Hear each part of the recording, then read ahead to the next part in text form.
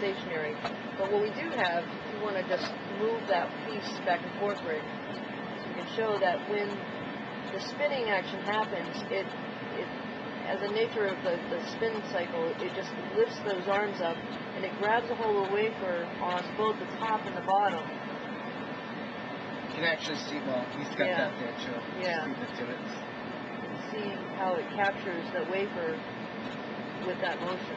So that's how the wafer stays on the truck. And then as part of the process, we'll be delivering water and chemicals through these nozzles that are located at the top and bottom of the bowl, and they're all around, hard to catch. But the most important thing is this is a megasonic action. We have a quartz tube that comes out of this hole, and you can see the very end of the tube right there, that has a transducer that resonates a very, very fast vibrating action.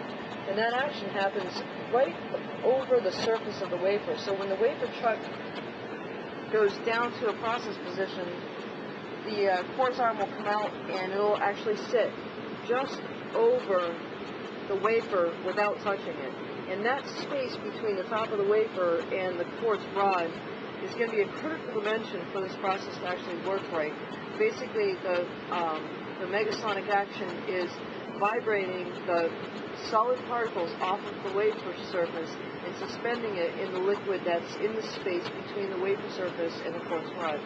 And that's how we actually get the particles off the wafer. So we'll run the process so you can see it. Yeah. This again.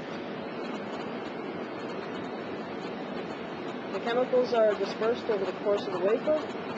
The quartz rod will smooth them out.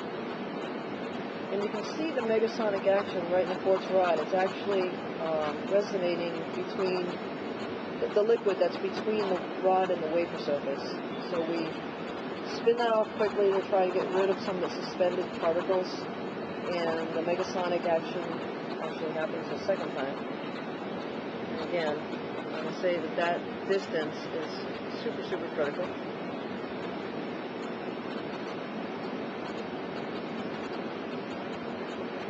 When the megasonic action is done, we'll go to, I believe, a higher RPM with water rinse to the top and the bottom of the wafer. And you can tell, I don't know if you can see in the video, but at this stage, with the RPMs being so slow, the little plastic pieces that slide up to hold the wafer in place are still laying down. The wafer is just sitting right on top of the stage right now.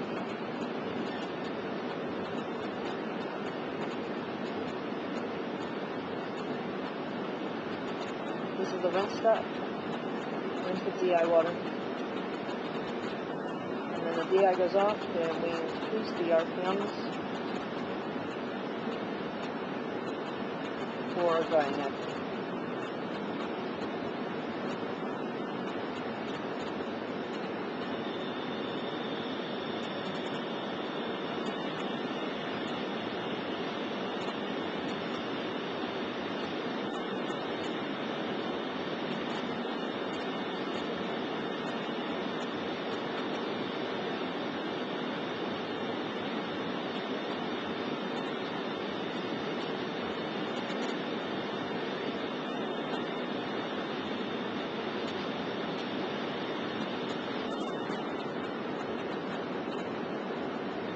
I believe that dry spin was about 2,000 RPMs.